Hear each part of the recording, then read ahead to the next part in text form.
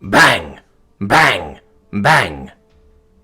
The hammer rang out crisp, steel forged in fire by the hand of the smith, shaped on the anvil to silhouettes outlined, by their artificer and her holy designs, passed on to the tinks who shaped them with skill, all which was not mechanical art, turned into shavings by adamantium cuts, measurements taken with alien tools, such precision impossible save for inquisitorial stuff. All manner of items go through the shop, from pipes and grenades to spring and valves. Many late nights spent trying on paper. More things are needed and need their patterns made. Discussions are held until a late hour. Advantages weighed against problems and dangers. The task they face: how to kill better. The answer is daunting, but it is answered quite quick. A fiery creation of death and destruction, destined to be the center of production. The factory is not ready. Compromise is made. The gun must be simple to ensure it gets made. Magazines removed and the gas tube too.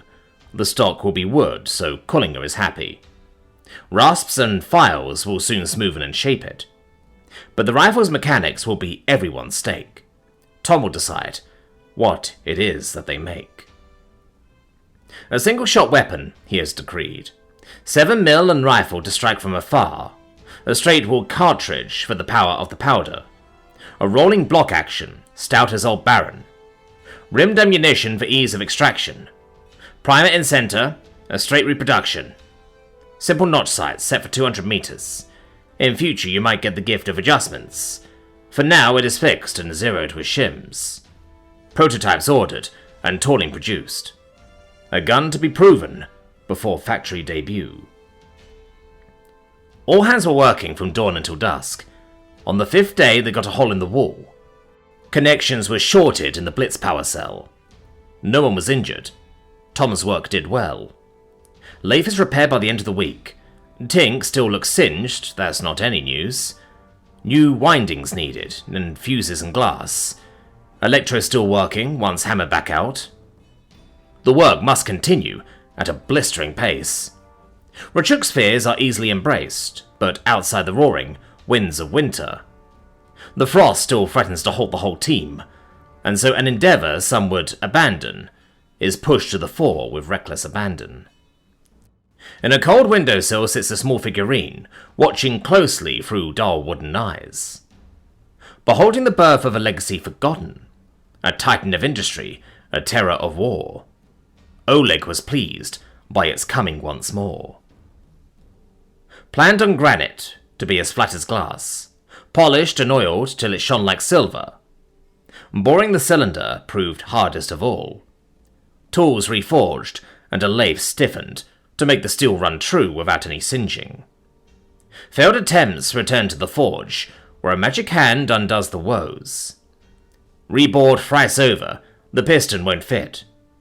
The human consulted, and the drawings remade. "Don't fuck it up," he stoutly declares. He knows all too well how thin the wall's got. The pressures are low, there should be no trouble. Seals inlaid from cork and from copper, to keep hissing steam from people and worse. The boiler was brazed by their finest of craftsmen. Just don't say it, or she'll see you suffer. A peg-legged queen of the forge, and she knows it. Tink moved her hammer, and she moved his shoulder. But it's the eye of Adita and Tom that oversee closely as the machine is assembled. Tink and his junior did very fine work. It spins without binding, a good sign indeed. The gauges are set, a matter of safety. A column of water will serve as a reference. Adjusted for gravity, they shall read in bar. The last earthen touches on ancient designs. The fires are lit, the boiler kept well clear outside. "So what now?" Jackie questioned, after Tom shut the firebox door. The needle had started to climb, so he'd filled up the box, crossing his fingers that would be enough fuel to run the test. "We wait. Once we are reading the pressure we want to test, we put out the fire. It's going to take a while because everything is cold," he replied, starting to walk back to the relative safety of the greeting hall. Much of the keep was waiting and watching. several seeming quite excited. If that was down to them getting one step closer to heating those beds, or if they were hoping for an explosion, it was quite hard to tell. "You put the thing outside in frozen winds. Of course it is cold," Jackie protested, as she followed after him. "I'm cold too." "Would you rather keep it inside in case it blows up?" "No." Tom could feel the scowl drilling into the back of his neck as Dakota stared her finest daggers at him as he turned his back on the gilded Huntress. "Well, there we go then. We let the pressure build in the boiler to pressure test it. We're going to 30 bar, then we set the safety valves to 20 and run it at 15. It should be nice and safe that way.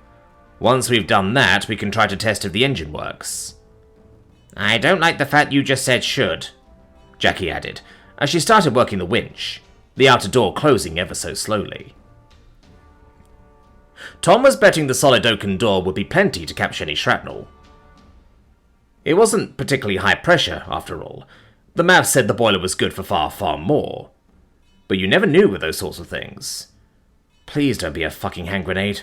So much time wasted. "It is very safe," Adita added in support of Tom. "Some of the most conservative specifications I have yet seen." And Tom knew that was engineering speak for, "Your shit is weak, you pussy," but for once Adita likely thought he was just being overly safe out of fear of inferior manufacturing and materials, which was perfectly true. Only if Shiva ever found out, he would have bigger worries than high-pressure steam. There should be nothing to worry about, but in case something is wrong with it, we have to test it. "Could we please not have any more explosions? Mother is still absolutely furious about the last hole you made," Dakota added, making her opinions known about their recent escapades. "It was only a small explosion, the cell wasn't even full," Tom protested. "And the shielding held well," Adita added, adding her voice to Tom's like a good disciple. "It put a hole in the wall," Dakota rebuked, less than impressed. "In my defense, the shield was designed to save whoever was using it, not the wall. Besides, it was only a wooden wall. Cunningham will get it fixed when he has time for it." "I swear to Tula, if we have anyone crawling through that hole..." "Relax. Where would they go anyway?" "I don't know." "So how long will this take?" she questioned, conceding the point, at least for now. "No idea. First time we've gotten her fired up. Quite a while, though. What are we reading?" Dakota sighed, lowering her head down and peeking out through the crack under the door, her enhanced sight earning her a clear picture of the little pressure gauge. "Less than 1. Gonna be a while. Best get comfy." "Should I bring some chairs?" Jackie questioned, having locked the door in place, slightly open. "Sounds like a fine idea. Maybe a snack, too." "Already brought that." A small sausage and a knife was produced, and she started cutting off slices. "If you have snacks, bring snacks."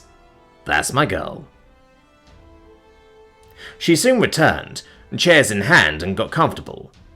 A couple members of their audience filtered out too, having more important things to do than wait for a needle to climb. Dakota had a look every couple of minutes. 4 bar, 7 bar, 12, 16. By the time they started inching closer to the target, the needle well and truly in the red on the homemade gorge, Tom was starting to wonder if that thing could really be trusted. He knew there was no way it was accurate to much more than the nearest bar. The spring rate alone saw to that. But just how bad was it? The gorge wasn't even of his design. It was Adita's. The artificer was watching with bated breath, more invested than even himself. He was mostly worried he would hear the depressing sound of a leak springing from somewhere, or worse yet, that dreaded explosion, but so far so good. 26, I think, Dakota reported. It's slowing down. Fire is starting to die out. We might just have to go with whatever it reaches. Will that be enough? It should be, but once we are done today, we should inspect it for any damage doing this. It survived the static test just fine to 40. I have utmost confidence, said Adita. That was with cold water and the piston pump. This is different, Tom countered, knowing full well that all the brazed joints were done with silver, not welds. Heat would weaken the joints considerably. Adita didn't argue, though she didn't nod her agreement either. A scathing enough response from her. Yes, I know I am being a pussy. Give it a few more minutes. If it doesn't climb or starts going down, we'll douse the fire. Right, focus now. Put it in the slot. If it touches the big metal cylinder, it blows up, because we're doing this the safe way. Sapphire grumbled to herself as she put down the small pouch of frost powder and laid down so she could see under the door to her target. I should be wearing a helmet for this, shouldn't I? Hey, could I get a helmet or something? Maybe goggles? Ow! You can borrow mine! Adita was quick to answer. Sapphire soon feeling someone else's hand strapping the pair of goggles to her head, hoops sliding over her horns before the glass lenses were secured in place over her eyes. The artificer tended to wear said goggles when there was anything more risky going on, as opposed to her multi-lensed extravagance of what many could describe as jewellery. These were much simpler, leather, steel and glass, but Sapphire was certainly happy to have them. Can't forget this, the always grating voice of Balathon added, as she felt a helm, rather too small for her head, get pushed down tight. How lovely. Thank you, she replied, met only with snickering, as she heard him retreat back to Heron, who was the only other guard who had decided to remain and watch. Anything for you, Sapphire? Ow! Who threw that? The lack of an answer was all the confirmation Saph needed, as she took another deep breath. Thanks, Maiko. Slowly and steadily, the small bag started floating towards the improvised bomb the engineer and artificer had built, and in a matter of moments she pushed it up against the flap covering the little chute they had told her to stuff it down. The strain was palpable, as the metal flap budged ever so slowly, and she sighed in relief as she cut the flow of magic, and the bag fell inside. And with a whoosh, white steam and smoke shot out of the chimney. I think that did it, she declared, taking a fresh breath. Well done, Saph. Now we wait, Tom echoed. Glancing left, the human too was laying down on the ground to watch the proceedings, his cumbersome goggles providing some protection in kind. Is this steam stuff just all about waiting? Like Heron in the morning, nothing happens quickly, but that gives us some time to get ready down in the workshop. There is much to do. The human was quickly back on his feet, Sapphire following suit. So, need me for that too, or is it back to being a bookworm? No, I think we will be good. Did you find anything on the vacuum pumps? It's only for future plans, but might as well get started. Only about where you use it, and a bunch of grass we do not understand at all. No problem. Do try to keep looking. Oh, and I will have another thing for you to look at as well. You'll like it. It's on flight. It is on the computer, so you will need to transcribe it as you go. Won't hurt to have a physical copy. It does sound like something we should be doing. One day we might have all of the books from your thinking machine. I doubt it, but we can try. Gotta be a couple 100,000 on there at least. But yes, best get describing. They won't last forever. Sapphire could see Adita flinch at the mere notion. For one, she shared in the feeling. That would be an awful loss, not just for them, but the whole world. Self-aggrandizing as that sounded. You know what? I'll get describing like a good little book goblin. Best of luck with the, thing. We will try not to blow anything up or start a fire. Isn't that a sweet, sweet sound? Tom mused, at the steady ducka ducka ducka of the small single-cylinder engine. The sound of progress. Someone mark the date. Today is important. You're the one who's not been sleeping. You tell us what the date is, Jackie countered, arms crossed, looking cocky. It sounds adorable. Oh, right. Yeah, it is adorable. And the start of a revolution, I hope. To be completely honest, I do not know why you guys abandoned your technology in the past, but hopefully it won't stop you learning anew. That would be a appalling question, his dear beloved answered, looking to the archivist who was observing silently from a corner. It may, but we shall fight tooth and claw to see it thwarted. Well, that's reassuring, Tom replied half-heartedly. Anyway, with it running, we can pump nice hot water all throughout the keep. And we can also run some of the equipment in here without using any blitz gel. But you will be using my charcoal instead. There is not much left, Shiva protested, though she didn't seem overtly hostile about the fact. It is an expensive good to buy and a mess to make. We'll have to see about setting up some more local production. With enough carrots, we may still win the horse's favour while cutting down a few trees. Unicorn, Tom. Celestine is a unicorn. Only when her horn grows back. Now, it is already getting a bit late. I'll be keeping an eye on this for now, making sure everything works as we want it to, and to teach Tinkin Jr. how to care for her. I guess it is back to the casting for us then. There are a few more pipes to be done, Jackie added with a sigh. It was repetitive work, and Tom knew it. It was also a frightening amount of materials, even if they were using their cheapest iron mixed with what few scraps they had left to make it. Indeed, and in the morning we shall try again to make your small rifle barrel. Let me assure you, making it thinner does not make it easier, Shiva added, a bit grumpy.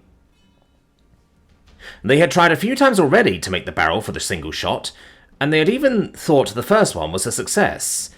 It turned out not to be so when they bought it out. There were inclusions of what looked like pure carbon in the metal, leading to voids. And that was just inviting disaster, or at the very least a very short-lived and inaccurate barrel. Most of the other pieces were already done. It was exceedingly simple by design. After all, the hope was that they could make lots of these things, perhaps in time. Even export them. At least the Inquisition. That ought to earn them some goodwill, even if Tom was certain that would soon bring down demands from the Royal Guard, despite their fancy new bows he had designed for them. As it stood, forging the barrel blanks might put a damper on that idea, though. I know. That's why we have you trying to pull it off rather than Tink. We are going to need a lot of them, so, well, I guess best get into a cadence. The smith crossed her arms and looked less than impressed, understandably so. Who was he to tell her what to do, after all? He had showcased what he could manage in a forge, and it wasn't pretty. Sorry, best of luck. I promise you we'll get a power hammer built for the factory when we get to that part. Oh, I simply cannot wait! And it will all be powered by something like this, yes? Tink questioned enthusiastically, inspecting the engine closely, now that everything was moving and working. Marvellous! Do you think it could create such power from hot air? Hot water, technically, and no, we will need a bigger one. Much bigger. But that is a problem for then. For now, let's keep this one in tip-top shape. We'll be ashamed to ruin it with negligence already. Adita, oiling can. Yes, sir. And if you push them together like this, it even sticks upside down, but really you should brace them like this, Tom explained to an attentive Kieran, as he put a few bricks together to make a stick that was strong enough to wave around. With enough blocks you can make anything. Oh! Kieran grabbed the stick and gave it a wave. Then he tapped it on the ground and it broke. Ow, that's not good. And it can fall apart and get put back together again and again and again, Tom reassured, deftly reassembling the stick. Hopefully they will last a lifetime. It is like building blocks, but better, Kieran declared, getting right back to waving the stick around, testing the promised strength. Exactly, and with more special kinds of bricks you can make cars, little planes, maybe a ballista, Tom egged on, happy to see his creation find use. From what he had heard, the children had been making good use of their toys, though in traditional child fashion, the Lego light blocks had quickly been integrated into the rest of the pile. But who was to say you couldn't make a tower of old dumb blocks, with a new pretty parapet on top? Oh yes, then I can shoot Warpock. No, not for shooting Warpock, Tom replied jokingly, shaking his head. Esmeralda then? Kieran tried, looking up and tilting his head pleadingly. Her ballista is much bigger, that would be unwise, Tom lectured sarcastically, and I think she might be a better shot than you. She is very skilled. She would never shoot me, Kieran stated confidently. But even Tom could see the false bravado. Kieran had definitely been on the receiving end of more than one humbling courtesy of the eldest Huntress, and Esmeralda knew how to handle the kids very well. No, but she might take your bricks away. Kieran's bravado crumbled as he started grumbling something to himself, likely cursing the injustice in the world. It's not fair she gets to decide what we can do. She isn't one of us. And who is us in this case? The cool kids. She is always saying no. No to anything in particular? Tom probed, feeling a good story coming on, told right from the source. No, we can't have any candies, ever and ever. We can't go play outside even for a little bit, like we did with Jarrex. It was so cool. We don't get to do anything like that with her around. Kieran grumped, seeming more genuinely angry this time around, crossing his arms hard and looking away. Tom scooted a bit closer, putting a hand on Kieran's tiny shoulder. Hey, it's not all bad, I'm sure. She might be a little protective, but that's not such a bad thing. Tom almost brought up Anastasia's fate, but he caught himself in the act. There was no need to bring that up. You're so much cooler though. We get to do fun things, like play with fire and sparks, or fly and play in the snow. I never get to come down into the workshop anymore. We just sit and learn stuff all day, and it's not even fighting. I know, but with so many people working so hard, it is dangerous. It's not like back when we started. I don't mind dangerous, Kieran whined.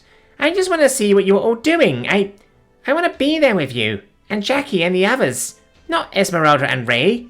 They are boring. Tom sighed and patted him on the back. I know, I'm sorry.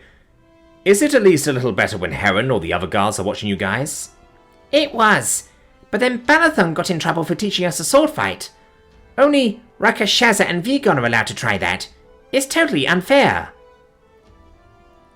Tom knew Esmeralda's oldest were twice Kieran's age, so it made sense they were allowed to do a lot more interesting things. They are older, but I tell you what, I will try to see if I can't maybe make some swords you will be allowed to play with, Wouldn't that be fun? Kieran looked up at Tom, eyes bright. You would? It wouldn't be a boring little one, right? No, but it would be soft. I think we can manage that. But you must promise to remind me. I am very busy. I might forget. Kieran nodded vigorously. Okay, I will remind you every day. Oh, what have I done? Tom cursed to himself. Too late to stop the worst from coming out.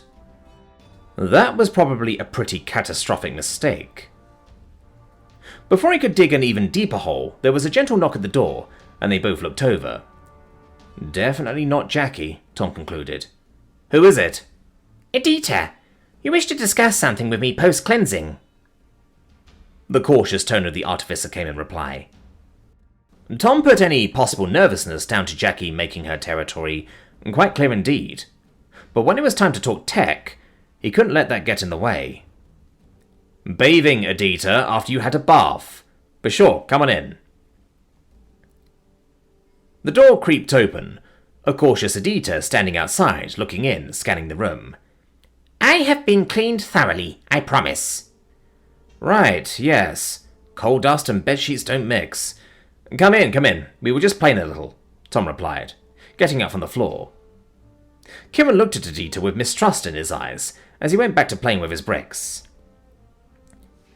One cannot be too young to learn the wonders of building, Adita replied with a small bow after stepping into the room, looking around even more obviously. Is Jackalope present? No, she is working the kitchens today. I'm sure she will be back before too long. I see. I will try to hurry, Adita said with a curt nod. Likely she feared her mother's wrath should Jackie find her in her bedroom with Tom. She's going to know you were here either way, and she doesn't bite much. Tom moved to the small desk in the room where he had stashed the stack of papers he had been working on during the late hours of the day. Much of it had been started as the others slept. Other pieces were even older. All of them were plans for the future, though, near and far. I wanted to go for a few designs with you we might need to touch on before too long, to see if you could see anything that could be done better, perhaps. Oh, it would be an honor. Adita was quick to reply, hurrying over to see. It was not the first such session they had held, but Tom had quickly learned to limit the talking points to one or two ideas. Otherwise they wound up stuck in an endless loop of rambling and good, yes, but not terribly useful ideas. Yes, it is, Kieran added, with open hostility in his voice. Kieran, be nice, Tom pleaded, looking to the now quite confused-looking artificer. He is just mad you interrupted playtime. Oh, I am terribly sorry. If this is a bad time, I can come back later. If perhaps after Jackalope has returned? No, it is fine. And work comes before fun, Tom interrupted, trying his best to smile warmly, though he gave Kieran a rather pointed look. That's the way of life. The kid grumbled a little and turned to his bricks, turning his back to Tom and Adita. A wise statement. Nothing comes before one's duty, Adita echoed, as Tom bent down to pick up Kieran by the armpits. But work can be fun too, right, Adita? Tom chuckled, trying not to shake his head. It wasn't fair on her to make fun, but it was a little funny. So now that we have a working steam engine running on the regular stuff, I have a question. For cold steam, how do you condense it back into liquid? Oh, right. Well, you see, it still condenses at reasonable temperatures, especially if under residual pressure, but one cannot use a vacuum condenser like regular steam. That means that you actually lose some power on your last pressure stage, but the far higher earlier stage pressures more than compensate. And I guess it doesn't matter for anything which vents to atmosphere either, like this one, Tom carried on, picking out the drawing he had wanted to discuss. The small flyer plans that are being dug up down below. There is no condenser to be found. Oh yes, indeed. And it is using a small turbine. Truly blessed plans. It must have been incredibly fast. Yeah. It makes me wonder though. You know Ray, yes? Of course. She is always most helpful, the artificer replied with a nod. Well, I owe her a promise, and in your opinion, if we were to help her fly again, how would you go about it? And how would you power such a contraption? Oh, I see. The artificer clearly understood what he was poking at. For such a little weight, a canister of grav oil would last a very long time indeed, maybe even several lifetimes, if it did not need to support the whole load. I would produce a small winged contraption powered by steam. You would need but a minimum of wings, and it would be swifter than a glider. Yes, so about that. Tom brought out some of the quick sketches he had done during the winter sleep. I may have had some ideas. We will eventually need to consider testing for other flying machines as well. And simply put, I need to learn how to fly just as much as Ray.